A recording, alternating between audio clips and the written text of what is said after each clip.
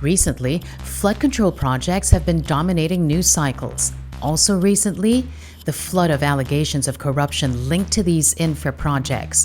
Katulad ng amoy ng basurang dala ng baha, umaalingasaw din ang mga anomalyang nakakabit sa mga proyektong ito, from substandard and non-existent projects to so-called public servants using their power given by the people for personal gain. Nakakadismaya, nakakagalit.